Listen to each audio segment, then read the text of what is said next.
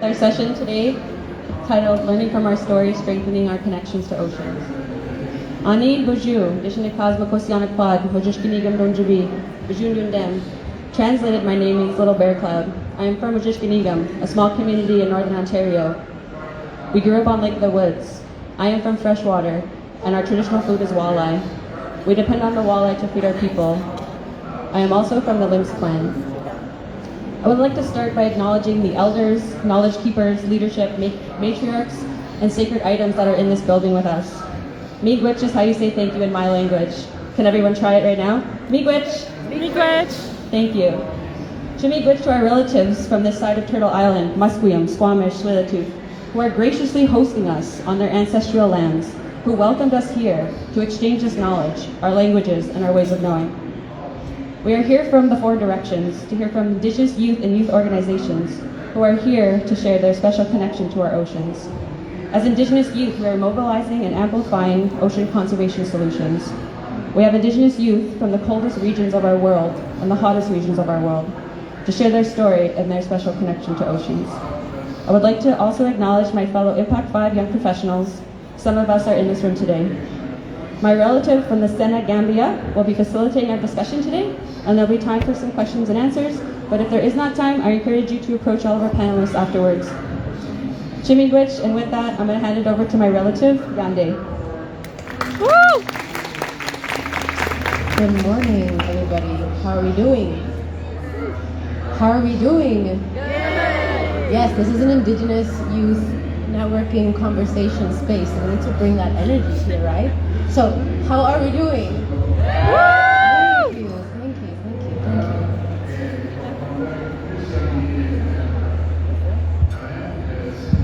Is this better? We're going to share a microphone, do you mind? Right, so my name is Yandeh Sallah-Muhammed. I am from the Senegambia region, Halpular Nation, and I'm so happy to be here. Thank you to the host nations, thank you to IMPAC5, and thank you for letting me be here and share the stage and the space. I'm very happy to have the opportunity to moderate this conversation because I'm very passionate about creating space for Indigenous people in all situations because I think that voice needs to be elevated. So also thank you so much, Mel, for giving me this opportunity to do this too. So I'm going to let everybody introduce themselves in their own way. So I'm just going to pass the mic over to you. Thank you very much. Hello, everyone. My name is Achare Elvis Ayamba. I'm from Cameroon, and I'm the founder of a grassroots community-based organization working to conserve our marine freshwater and terrestrial ecosystems. I'm also one of the young professional committee members at IMPAC5. Thank you, everyone, for coming to this session.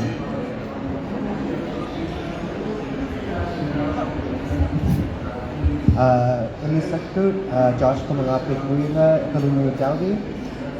Good afternoon, my name is Josh Komangapik and I'm from Italy, Nunavut. My mom's from Italy like me and my dad's from Mitimatalik, otherwise known as Pandemit. I work for the Canadian Wildlife Service as a protected area specialist, and I've been working in protected area planning for the past 4 years. Welcome. My name is Lynda Brown. I'm originally from Pengnertung, Nunavut, or we actually call it Pungnuktu, but it's Canadian, anglicized as Pengnertung. And I work with Students in Ice Foundation based in Ottawa, Ontario. Hello everyone. I'm Adiza Mohammed from Ghana, and I'm with Achare Ocean Professionals as a fundraiser and a communication member. Also, I do work with local community people on how they can restore the environment by using and then preserving, collecting plastic waste from the ocean, and also communicating with fishmongers and the fishermen. Thank you.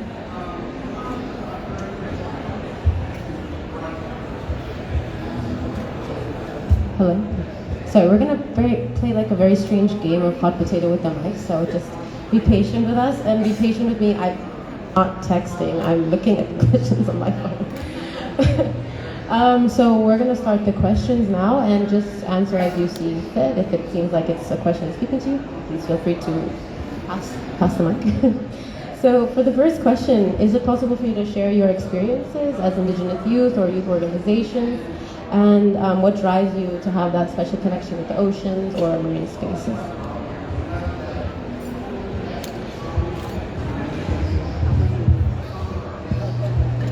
Yeah, we're definitely playing hot.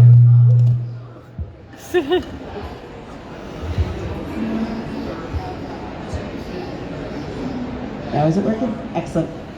We're putting you on your toes. Okay, so for me, I'm originally from Pangnirtung, and for those who are not aware, Inuit homelands are Inuit Nunagat. All our communities, except for one, are along the coastline, and so we have always had a very strong connection to the ocean. And Students and Ice Foundation, if you haven't had a chance, please check out our booth and come learn more about us. But our intent, what we are known for, is taking youth on life-changing expeditions, experiential learning to the Arctic and Antarctic, and particularly in the Arctic. It's really important for young people, especially who come from the areas, to be able to get on a ship and experience our lands, because the majority of our all our communities are remote flying communities, so that it's really hard to get from one to another. So there's a sharing experience that happens on our expedition that doesn't happen when you fly into a community and try to see what's going on. So we have this opportunity to bring young people together, both Indigenous and non-Indigenous, to experience the Arctic in a really amazing way. I often say, if you ever get a chance to travel, the best way to see the North is definitely by boat, because you get to come into communities and do land-based activities, but that connection to ocean is so important, and it goes way back. For us, we have really strong creation stories around our connection to the ocean. One of my favorite stories is the story, now she's known as Sedna to most people, they recognize her, but that's not the name that most of us call her. That's an anglicized name. In the same way that I said Pangnirtung is an anglicized name, Sedna is a name that people are attached to, but Nuliak is how I know her, and she is the person that is responsible for all the sea mammals that really help sustain our communities.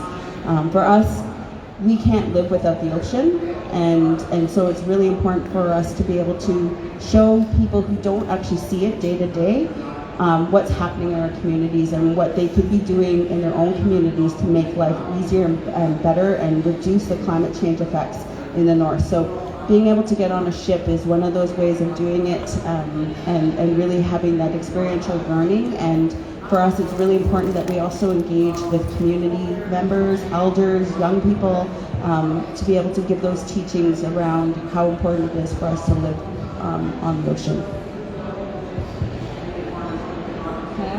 Okay, so with the early career ocean professionals, and the organization has several youths who are researchers, scientists, and most of us are mostly on campus, so we don't get a chance to be on the field. And when you're on the field, the information we get are not that enough, because the people we communicate with hardly understand the English language because they speak their local languages. So it became an issue for us, so we decided to concentrate on, I come from I stay at a community just along the coast. I don't know how many of you know Ghana. Ghana is a country along the coast, and I stay in Tema community night. It's just beside the coast. So we decided to interact with the people who are there. And in Ghana, the people along the coast, we call them the Gans. And they are very loud because we believe that when you are beside the coast, because of the sea waves, when you are talking, you need to shout. So those tribes, they are very loud, and they have this kind of, excuse my language, like weird attitude, because they are loud, they are, sorry. So we decided to interact with them and then get more information about how they can help us preserve the ocean, because they are very close to that side of the world. And we realized that we don't get enough information from because of language. So we decided to concentrate on that. And those people have they have land issues. Aside the issue of language, there's also issue of land, because in Africa, the land is sometimes owned by the traditional leaders. But if the government wants to use the land, they just give you some peanuts and then that's it. And they just displace you from where you are, your own home. So all this became an issue. We decided to concentrate on that. So that's what connected us from our classroom to the community.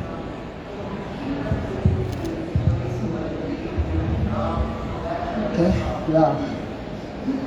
For me, I think I also coming from the coastline, from Cameroon, and along the Atlantic coast of Cameroon. That's where my indigenous community is located. And from childhood, I've always been a lover of water. Yeah, because in my community we have a lot of streams and rivers, and I always find it like a pleasure to go and swim in water, also to do fishing. I started fishing like when I was about 6 years old. We use these traditional fishing gears to catch fish from water, like a basket. I think you can know that. And yeah, all through my life, I've been a lover of the water, and this also influenced my career orientation.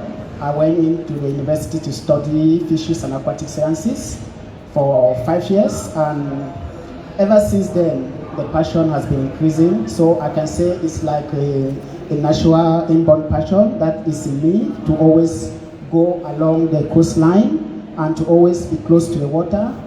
Like me, particularly when I'm very angry, when I'm nervous, when I'm stressed, I always like to separate myself to sit in a natural environment, especially beside the water, a stream, a river, even a spring, just to refresh my mind, to regain my strength, to regain my energy. And I just love being beside the water. This also made me to start the Environment and Food Foundation that I founded, and it's a community-based organization that's working to conserve our waters, our fresh waters and marine ecosystem along the coast of Cameroon. Even though presently I'm not based in my indigenous community, I still live along the coast of Cameroon. That's the coastal city of Douala, which has the greatest coastline of Cameroon.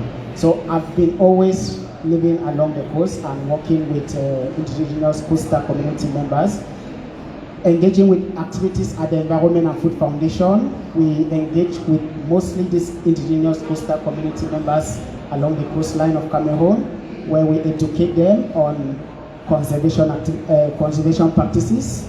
We also try to learn from them, from their indigenous knowledge on conservation. And yeah, that has been all through up to now, and it's something I wish we always continue doing it, or we do something.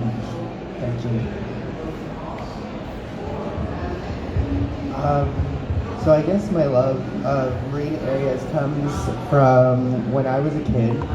And so Italy is on a really big bay, and it's like the second highest tides in the world. And whenever the sea ice would melt, I would go and we would go ice hopping. Like there's these little blocks of ice that would show up on the coast, and you'd sometimes accidentally fell in, but it was so much fun to do. And there's just daylight the whole time. And then I remember as a kid when all the ice would melt, and then I would just go play in the little tide pools and pick up all the little fishies and the little snails. And then during the fall time, when it would start getting darker again, picking berries on the coastline. And then even when the ice freezes up and it's still really dark, still getting to go on the skidoo with my family, and getting to travel on the sea ice in the darkness with just a little light of the skidoo was such an experience. And then the whole cycle would start again every year.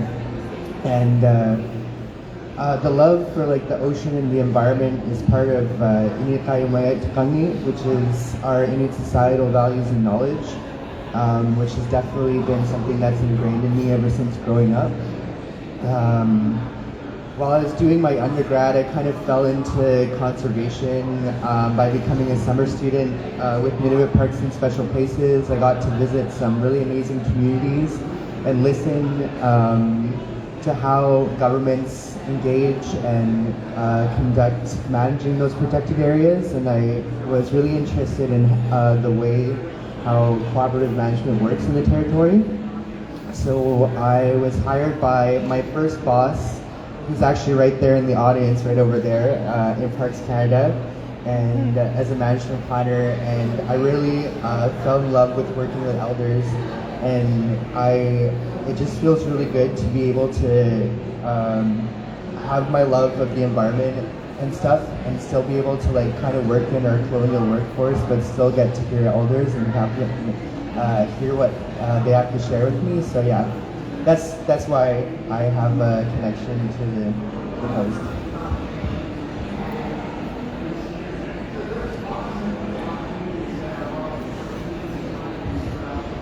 This is fun.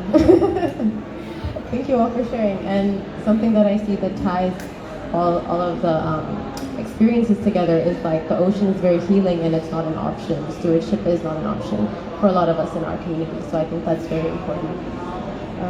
Give me 1 second. So my next question is, in your specific regions, how are Indigenous youth being mobilized and empowered to be actors within the conservation space for marine areas?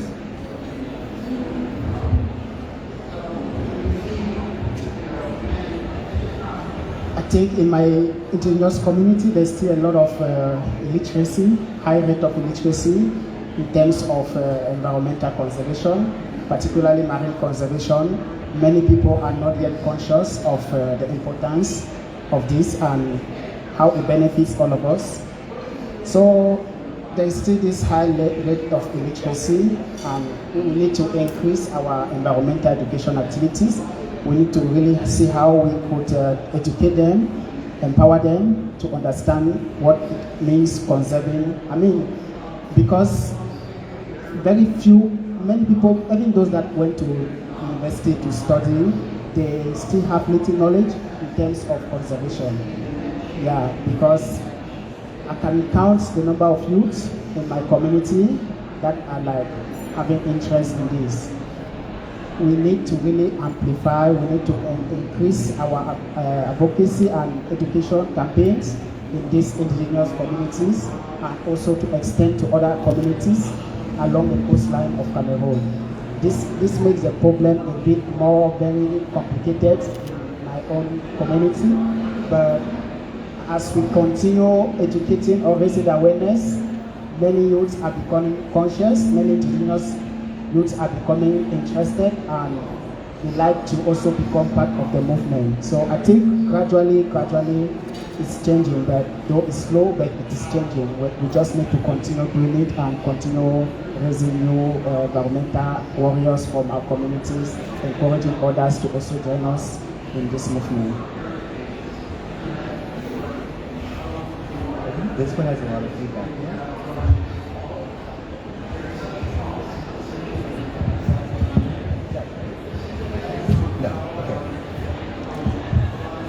Thanks, Josh.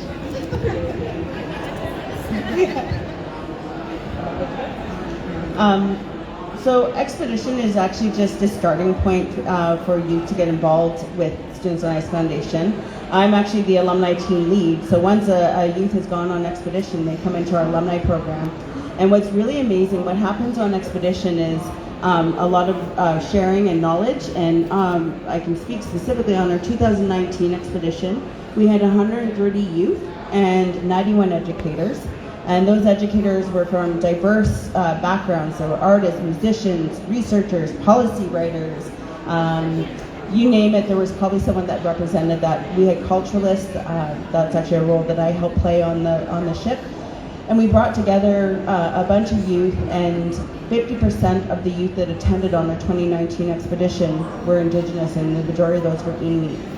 And so what was happening is the Indigenous youth are seeing it firsthand. Again, we in the Arctic, we're seeing it so much faster than anywhere else in the world, and we contribute very little to that climate change. And so for you to be able to talk to other youth about what's happening in their communities, it forms this network, and ideas and things start to spark and happen. And what's really amazing, and what I get to do, is help support those developments. And we had several Inuit youth specifically who, after coming on expedition, started their own environmental groups in order to get people aware of what's happening in their communities. And they rely on the connections that were happening So we have a youth in Greenland. She started her own environmental group because we went to Greenland, and she was like, we were in one community, and there were icebergs that 5 of them flipped right in a row, which is really unusual. I mean, you do get icebergs that flip in the summer, but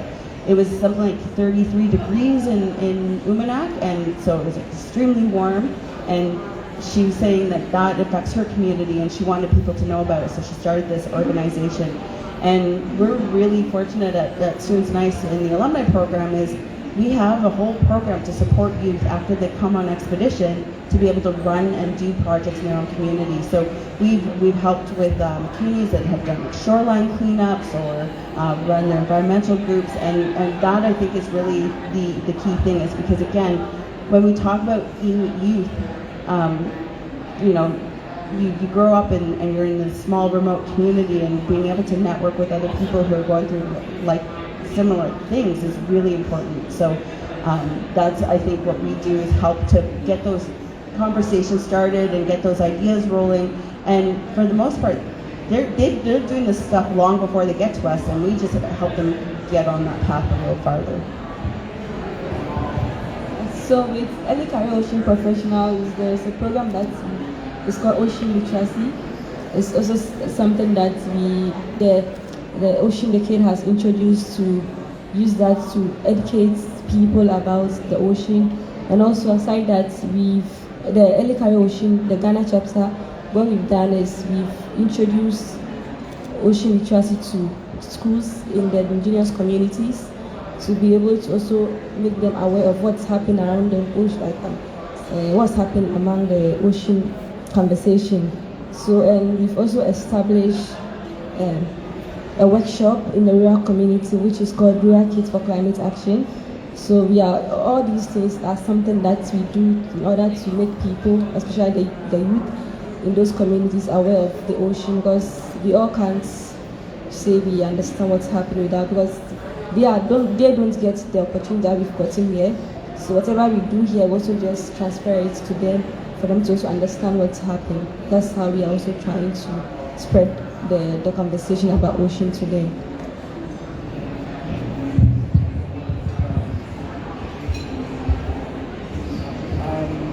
So for a little bit of context before I kind of go into it, so my generation, the youth, is the third generation of the people that came off the land. So my grandparents were born in tents or in igloos, and then were colonized by Canada to go into smaller communities.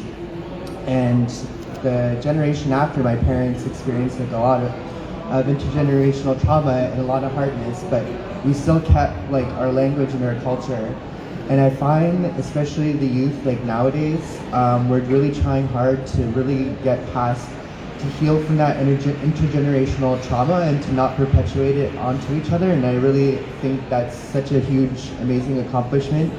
So I just wanted to mention that. One way that like Indigenous youth are leading change in my community and other communities in Nunavut is through passing down traditional knowledge, passing down the language, being able to hunt, and even having youth revitalize their like dog teams because they were slaughtered by the ICMP is such like a magical thing that's happening. So I find that to be really cool. And so we live in like a mixed economy, so there's some people that participate in the traditional subsistence economy, and then others that, like myself, that participate in the wage economy. And I find there's like a really big movement of like Inuit youth who are getting into places in government through training programs and through education, and really starting to be represented and make a difference. Although it's not as represented as it should be, because we're supposed to have 80% Inuit representation in our government, but yeah. Thank you for sharing. And I also kind of want to touch on ocean literacy and this concept of ocean literacy, because I'm very anti the concept of ocean literacy. I think in Indigenous communities, times are changing so rapidly right now. we've always lived in these spaces, we've always been caretakers and stewards of our spaces, and now it's like it's this knowledge that we've had for generations a lot of the time. And now we're being told we're not very ocean literate and we must learn all of these terms and how to conserve, but this is new. What we've had in the past has been something that's been abundant and times are changing.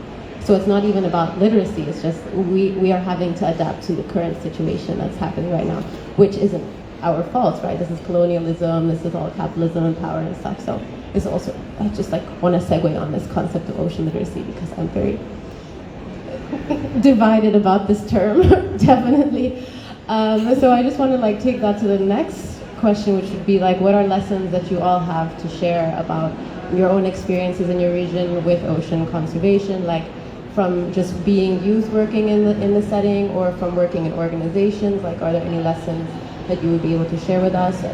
Successes, failures that you'd like to share?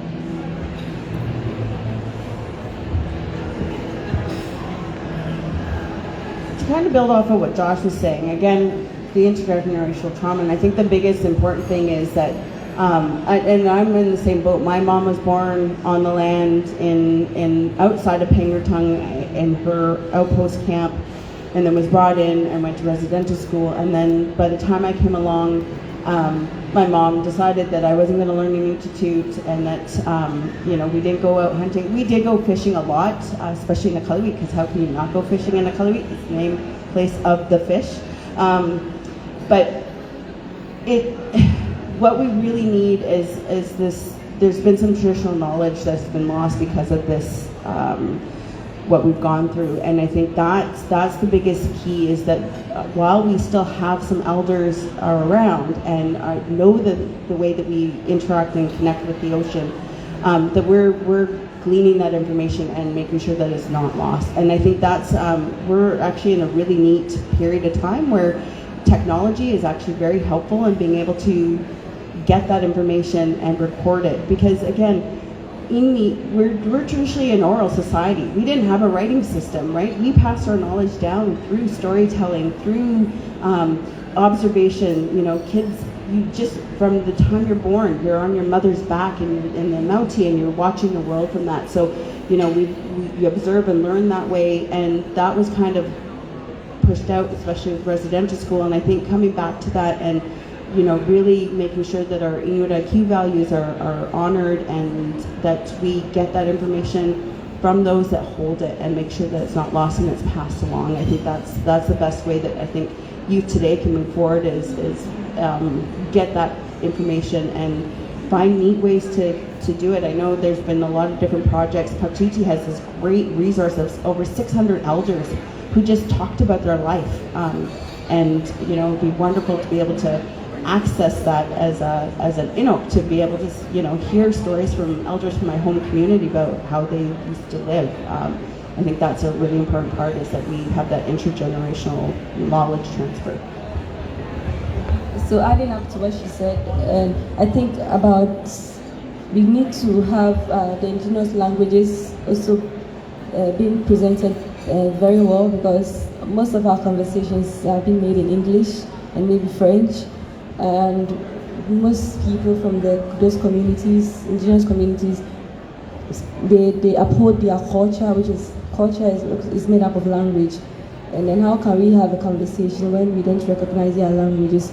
And most people also hardly understand the English language, because about 70% of the indigenous people are farmers. They are well into their culture, and most of them don't even consider education like the formal education that we have. And they have so much knowledge for us to understand what's happening in their community. And how can we have that conversation with them if they don't, or we don't understand our language and they also don't understand our language? So I think what we can do is we should also include the indigenous languages in any articles or any educational materials in order to have a good conversation, so that we'll be able to achieve what we want to achieve as ocean ambassadors.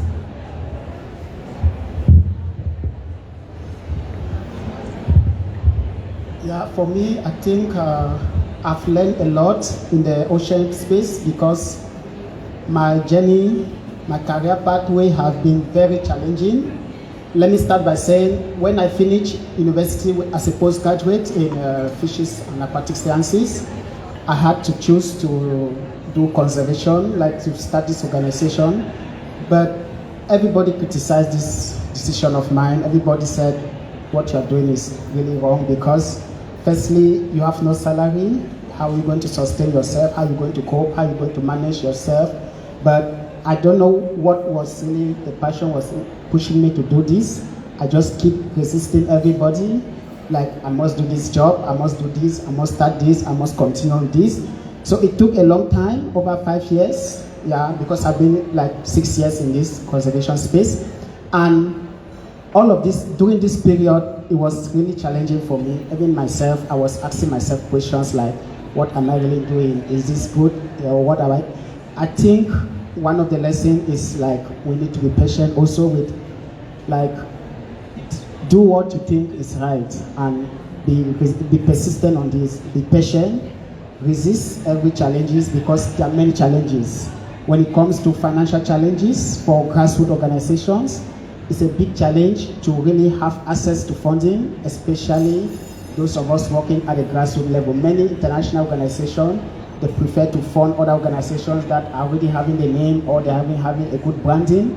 And they look at this indigenous organization like they don't really have the skills, they don't have the experience, especially when you are still a startup. And it's a big challenge to access funding. And you write a lot of funding application or come out negative. Sorry, we can't fund this project. But it's challenging, it's frustrating, yeah. So this was like one of the main challenges. And I've learned like to be patient, to be persistent, and to be consistent. So I keep on persisting for over 5 years until after some time I realized that this has been not totally resolved, but it has, like, things have begun to change. So yeah, we need to be patient. Thank you. Patience is definitely key. Would you say something? 1 second. Wait. I kind of get it. I'll just talk. Okay. Right. Okay. So it's important for protected area governing bodies to like really include youth voices and stuff within cooperative management bodies, as well as to create programming that builds connection to place in a culturally relevant way, and to have hiring practices that hire Indigenous people from that area that are qualified over other applicants. I think that's really important because that's what we have in Nunavut. I also think that in terms of the level of power in cooperative management in Canada, the final decision for decisions that happen within the management of that protected area, whether it be protected areas or whether it be natural resource extraction, the final decision always rests with the minister. And I think that particular power imbalance needs to change no matter what the good intentions are of the government working, the governing body of the protected area working with the Indigenous people. Who's to say that in 5 years' time that the government is going to be completely radicalized like the United States and this relationship is just going to be crumbled and stuff. So I think that's the biggest thing for me is the change so that the final decision for management decisions in protected areas is not with the Minister of Environment, it's with the Indigenous government that they're working with. That's a really good point, and I think also capacity building for Indigenous communities as well. If there's an option from an outside consultant that's going to be paid an exorbitant amount of money versus investing in people of the community and developing the capacity, even if they're not the best candidate, it's still the best candidate. You just have to invest in the resources for capacity building. I think our time is up. I can talk for hours on this topic. And I was like, I have to check the time. Would any of you like to have any final words before we close the session? We're going to do questions after. Nothing to close? Well, okay.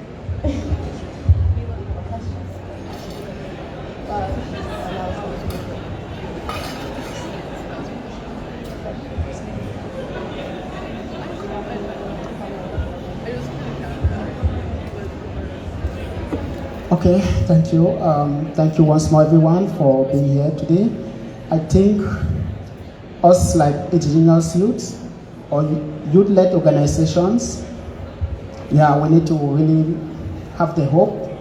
We need to have hope that things gonna be changed. And yeah, let's always have in mind that indigenous people, they are the custodians of the territory.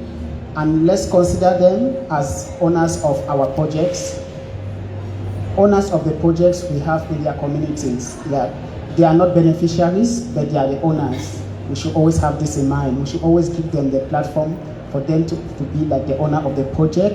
Also, we don't need to impose on them while we work in their territories.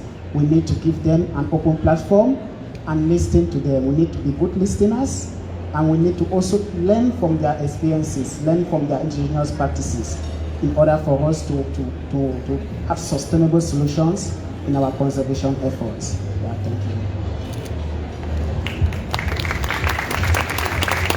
Thank you, Basi, Dankeschön. I agree. I could talk for hours. But like I said, there's lots of information. If you want to learn more about Students Nice, by all means, visit our booth. And you know, it's really important to understand that as indigenous people, we know, we live, we breathe it, we've experienced it, and we are the knowledge holders. And space, equality, we need to be at all voices, especially, like I said, intergenerational. But at Students Nice, we really feel like we have to make sure that youth voices are heard and empowered, and that's, you know, and doing that is a really important piece of work in order to get our communities actually functioning better. Well, I would want you to join the Elikaria Ocean Professionals if you are an ocean lover. Yes, we have so much things to do. Thank you.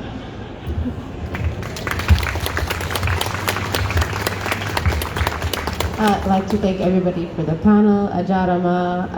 I'm going to let my colleague Mel just wrap this up. Thank you all so much for being part of the panel and being open to have this conversation and discussion. And Mel, would you have some closing things? Yes, thank you to these amazing folks we have up here with us today. So, listening to this conversation, 5 words came to mind. Indigenous rights are the solution. It's what is going to bring us together and get us out of this. Revitalizing our languages, revitalizing our ways of knowing. We also talked about healing. I'm going to share a quick water teaching with you. If you find yourself in a space that you're not well in your head, go to the water. Put some water in your hair. Put some water on your face. Wash that off of you. So that's a little teaching I wanted to share with you today. Our lands and waters are our identities. Other forms that this can be done through is Indigenous protected and conserved areas. Areas that are managed by Indigenous peoples, led by Indigenous peoples, organized by Indigenous peoples, revitalizing their languages, revitalizing their solutions to getting out of this crisis. International meetings like this can be very daunting on us and be very hard for our spirits. We're in a space that's not designed for us, but we're here and we're showing up. So please, I encourage you to approach our panelists in our little space, in the Youth Pavilion space. And I'm just very thankful for you to share your time to come here and listen to us. So miigwech.